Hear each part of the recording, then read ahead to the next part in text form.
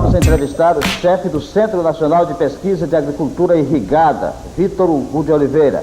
O CNPAI funciona em Parnaíba e promove a partir de amanhã o primeiro simpósio sobre manejo e água em agricultura irrigada. Também será entrevistado em nossos estúdios o secretário de Educação, João Henrique Souza.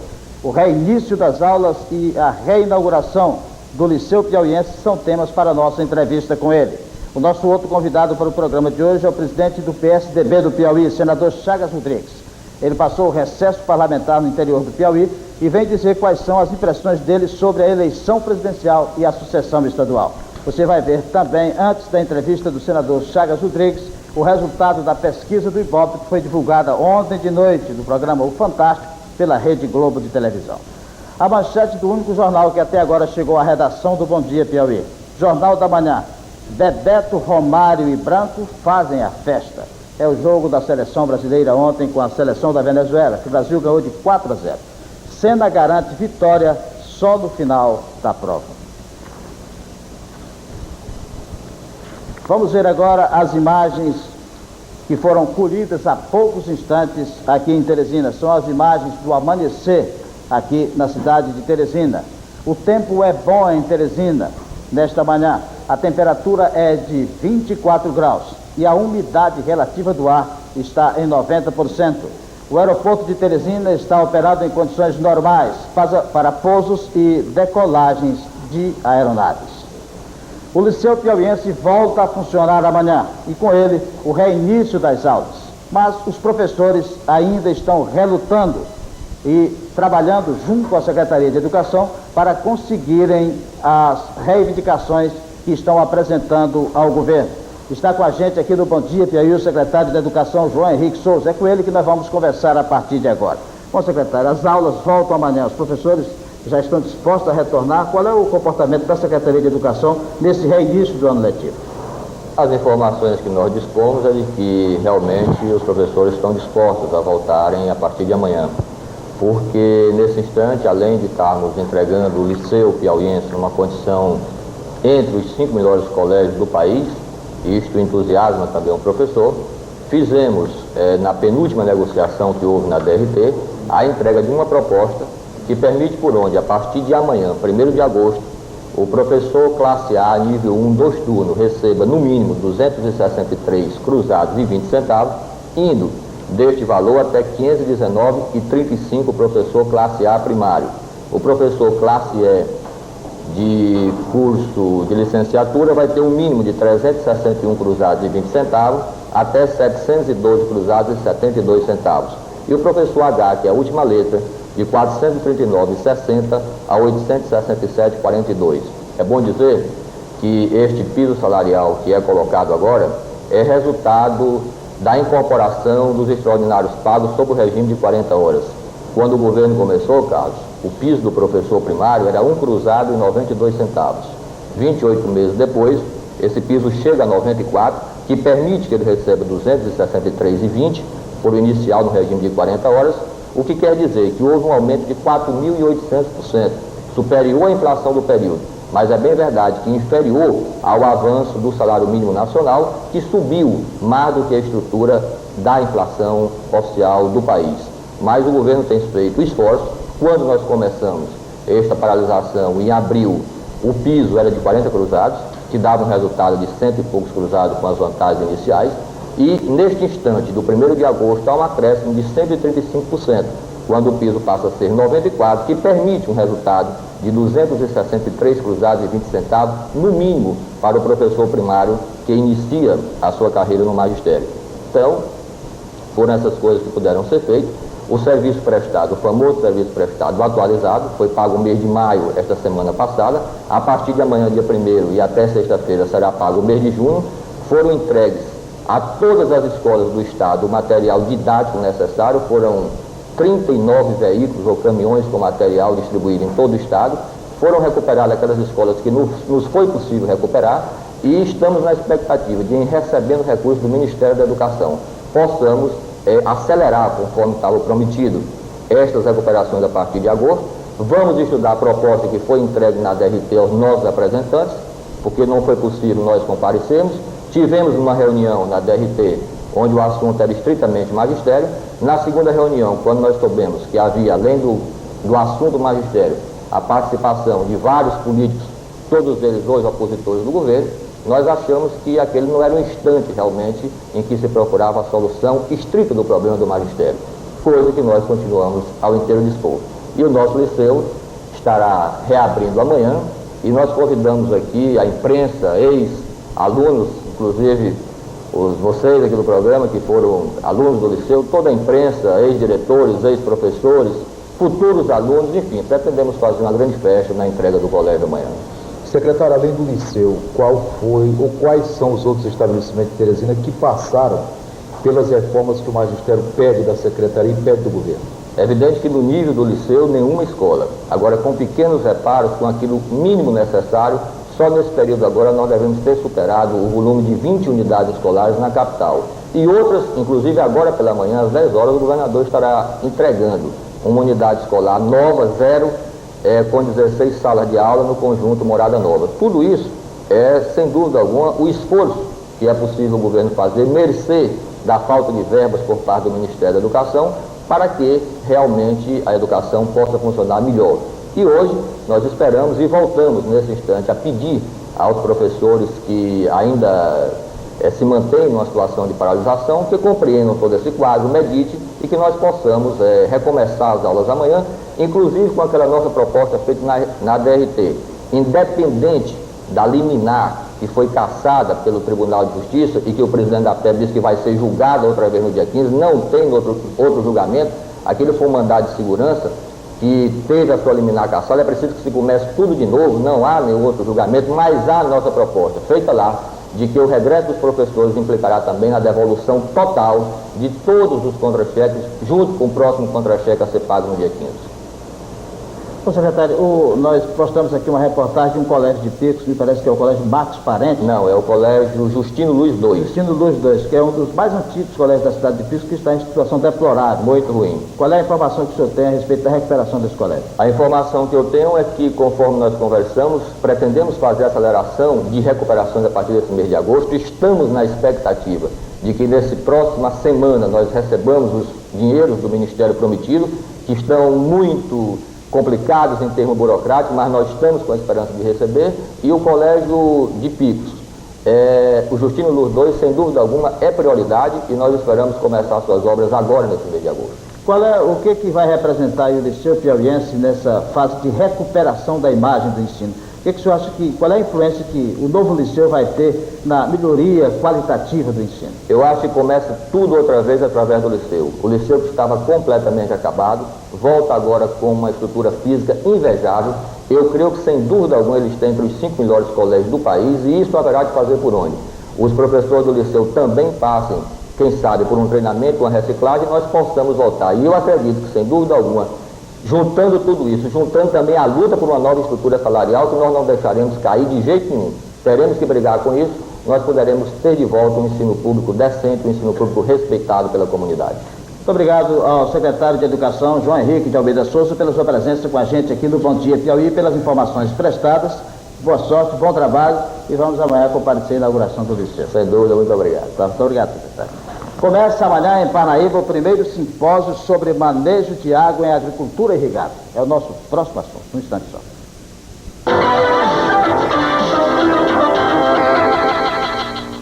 Começa amanhã em Parnaíba o primeiro simpósio sobre manejo de água em agricultura irrigada. Para falar sobre essa iniciativa, está com a gente aqui no Bom Dia Piauí o chefe do Centro Nacional de Pesquisa em Agricultura Irrigada, Vitor Hugo de Oliveira. É com ele que nós vamos conversar a partir de agora. Ô secretário, começa amanhã, doutor, esse seminário, o que é que se está pretendendo com isso? Bom, o objetivo principal desse simpósio sobre o manejo de água em agricultura irrigada é justamente discutir os principais avanços alcançados a nível do Brasil num dos principais problemas enfrentados hoje com a expansão da área irrigada no Brasil, que é justamente o manejo de água. Então, amanhã em Parnaíba, vários especialistas de renome nacional e internacional estarão discutindo os avanços e propondo soluções para os vários problemas enfrentados hoje, como falei, com o incremento da área irrigada brasileira. Problemas como salinidade, por exemplo, que é um problema altamente importante para a região Nordeste, onde já se estima que cerca de 25% das áreas irrigadas aqui na região estão com problemas de salinidade. É um problema que torna áreas improdutivas com o consequente abandono dos irrigantes. Então, esse, por exemplo, será um dos problemas abordados amanhã em Parnaíba. Doutor, se discute muito no Brasil sobre essa questão de compensar ou não a irrigação para qualquer tipo de cultura. O senhor, através das pesquisas que vem realizando, acha que se pode fazer agricultura irrigada envolvendo milho, feijão e arroz? Tem retorno? A irrigação é uma prática cara. A água é um insumo bastante caro. Não só a água, como a própria energia. Então, para que a irrigação dê retorno, é necessário que se pense na exploração de culturas de expressão econômica. E dentre as culturas de expressões econômicas, existem outras culturas, além do milho, do arroz e do feijão, que certamente dão maior retorno. É o caso da fruticultura, por exemplo. É o caso da viticultura. É o caso da citricultura, laranja, limão. E culturas que realmente apresentam maior retorno e têm mercado certo, tanto a nível nacional como a nível internacional. Essas experiências lá na área da Embrapa, que o senhor comanda, quais são os resultados mais animadores que o senhor já identificou? Os resultados até então alcançados pela Embrapa, apesar do pouco tempo que está instalado em Parnaíba, cerca de 2 anos, apresentam-se bastante promissores, principalmente no que diz respeito à fruticultura. E dentro da fruticultura nós temos o melão, apresentou excelentes resultados em Parnaíba. Nós temos o caso da viticultura, o caso da uva, nós estamos também com resultados bastante promissores. É o caso, por exemplo... Essa uva aí já é produzida lá? Essa uva já é produzida em Parnaíba. Experimentalmente, né? A nível experimental. Nós estamos no 2º ano, é um trabalho de 2 anos, estamos testando 9 variedades. E dessas aqui, quais são? Aqui nós temos 2 variedades de mesa, que estão, já como falei, no 2º ano e com excelentes resultados. Aqui nós temos a Moscatel, né?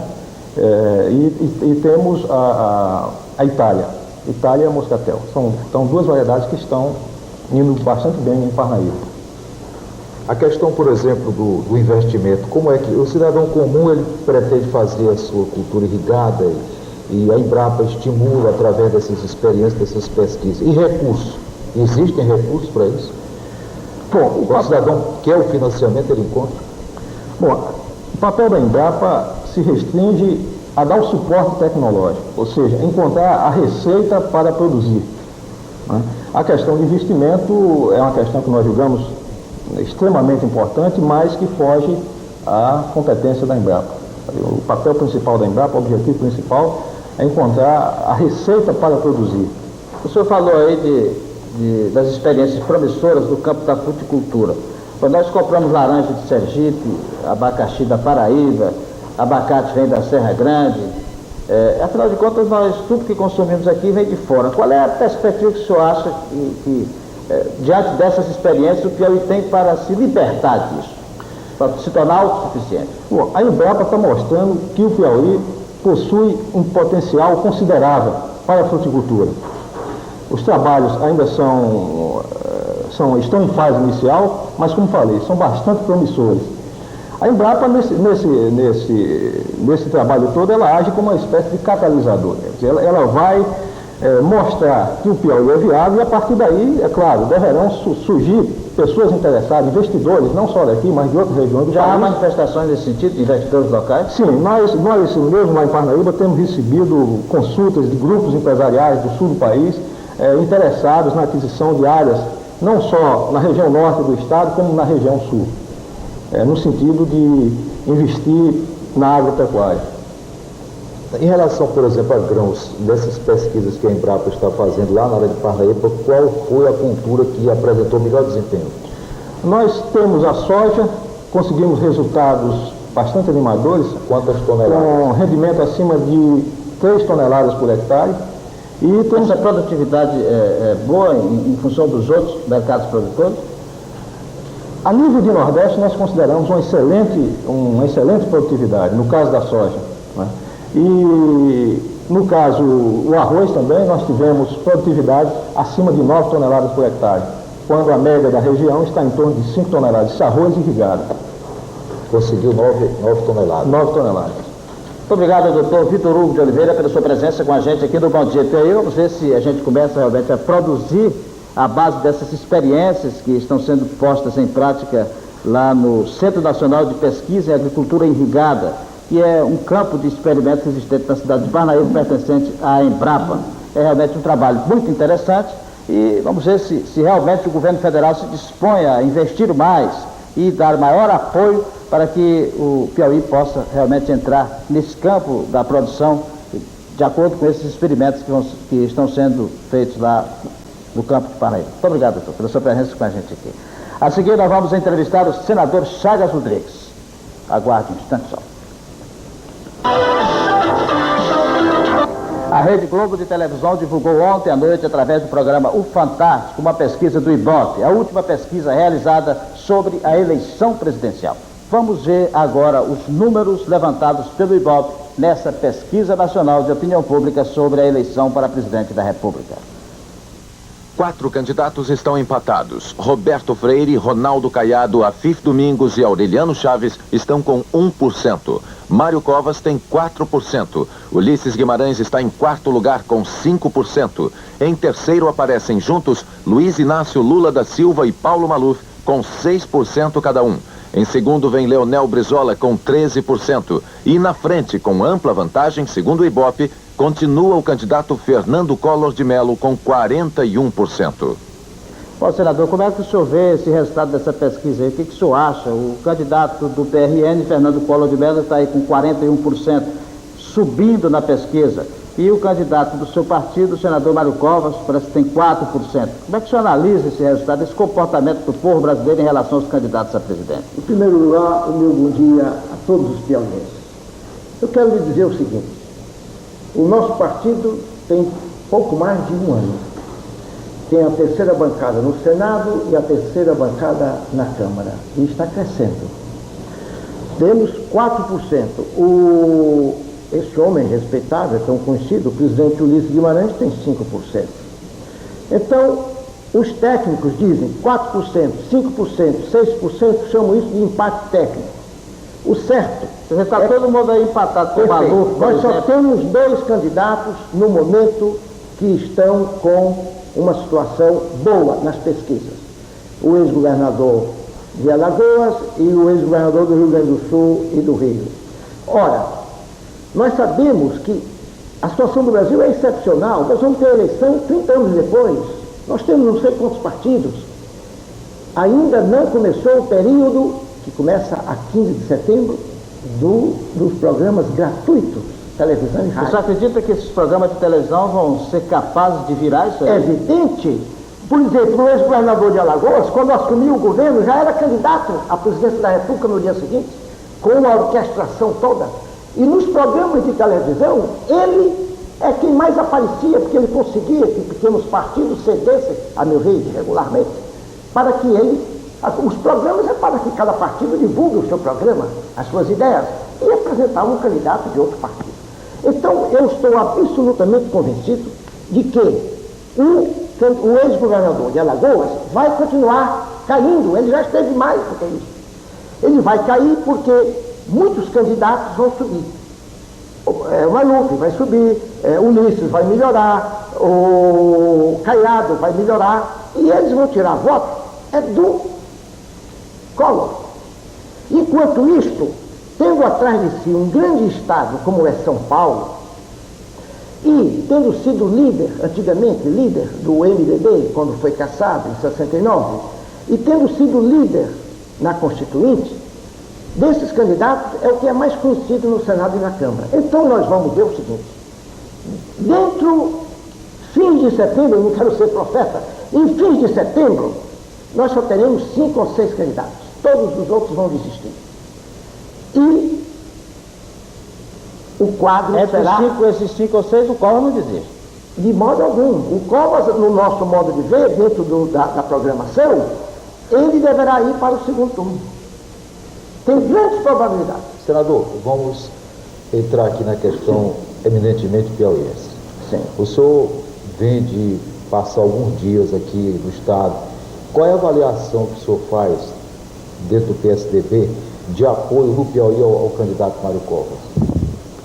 Prefeitos, vereadores, o que o senhor já pôde levantar aí? Olha, ainda ontem eu estive no município de Batalha. Fui à convenção municipal, organizou-se o nosso partido, com um advogado, um empresário, José Nicodemos de Castro Nunes na presidência, o Zé Geraldo Lopes de Melo como vice-presidente, um economista, Dr. João Alberto, Dr. João Alberto Lopes de Melo como delegado. O partido está crescendo. É um pessoal que tem densidade política no município. Perfeito, é gente de expressão, novas lideranças, homens que se afirmaram no comércio, na advocacia, economistas, enfim, é uma verdadeira liderança, gente capaz, gente honesta, gente eficiente, gente que inspira confiança. A deputada Miriam Portela está firme no apoio a Mário Covas? Perfeitamente identificada conosco. Nós acabamos de receber o apoio de um senador do Pará, Almir Gabriel. Nós tivemos o apoio do prefeito, que foi eleito pelo Partido Socialista de Manaus. Esse rapaz, filho de um senador, vai ser o futuro governador do Amazonas. O nosso partido está crescendo. Veja as pesquisas nas universidades, nas pessoas mais cultas. É justamente onde o nosso Covas está melhor situado. Então eu acredito que ele tenha grandes possibilidades e ele irá crescer muito. Pode ficar certo de que ele tem tudo para crescer. Bom, senador, o senhor avalia que essa situação em que se encontra o ex-governador de Alagoas seja em função do aparecimento dele através dos veículos de comunicação, de ter sido governador e de ter se preparado, de ser alardeado muito a sua candidatura. Ele saiu muito atrás. Como é que o senhor avalia o comportamento do eleitorado brasileiro? Por que isso? Porque ele não está caindo, não. Na última pesquisa, na penúltima, ele teve 39%, agora ele subiu para 41%. Ele está crescendo. Então, como é que o senhor avalia? O que é isso? Há um descrédito dos políticos? O que está acontecendo? Porque ele diz que não tem partido, não tem nada. O fenômeno Collor, essa pesquisa de ontem, eu estava à noite, não estou tomando conhecimento agora, eu não ouvi. Mas a anterior, as 3 pesquisas, e não são uniformes, mas todas elas diziam que o candidato Collor estava caindo. Todas elas. Essa de ontem eu não vi. E vamos ver, porque são 3 ou 4 instituições que procedem a essas pesquisas de avaliação. Mas eu posso lhe dizer o seguinte: o que está havendo no Brasil é desespero, desconfiança, protesto. A própria candidatura, Collor, é uma maneira de protestar. Mas como protestar se ele é neto de governador, filho de governador, ele próprio foi governador do Estado? Mas aí eu estive em Belo Horizonte, por exemplo, e ouvi isso de uma senhora. Eu não admito mais políticos. Realmente, há muitos políticos, isso em todas as atividades. Na minha atividade, há políticos desonestos. Políticos que estão na oposição e vão apoiar o governo em troca de vantagens. Mas há políticos que deixam o governo e vão para a oposição. Então eu quero lhe dizer o seguinte: o povo atribui, em virtude de um trabalho bem feito, o povo atribui ao Collor aquilo que gostaria que qualquer candidato tivesse. Isso, por exemplo, eu não quero saber de políticos, eu vou votar neste moço que não é político. Ignora que ele foi prefeito nomeado da capital, ignora que ele foi deputado federal, ignora que ele foi governador, que foi filho de senador e neto de ministro de Estado. Então é um homem que nasceu na política, viveu na política. Outros, como meu pai nunca quis saber de política. Eu, de vocação universitária, fui político, mas não tem aquela formação de uma família de políticos. Então eu quero dizer que ele é político. Quem disser que vai votar nele porque tem raiva de políticos, está mal informado. E é isso que o povo a cada dia. Combater os marajás, muito bem. Um homem que na prefeitura e no governo nomeou dezenas, centenas de pessoas, o povo vai ficar sabendo disso e vai ficar esclarecido. À medida que o povo conhece os candidatos, ele votará melhor. Tá bom, senador. Muito obrigado pela sua presença com a gente aqui do Bom Dia Piauí. O senador Chagas Rodrigues está voltando hoje para Brasília, depois do recesso parlamentar, para se reintegrar às atividades parlamentares do Congresso Nacional. Muito obrigado pela presença dele aqui do Bom Dia Piauí e muito obrigado a todos também pela atenção. Amanhã, se tiver, a gente volta para mais um Bom Dia Piauí. Até lá.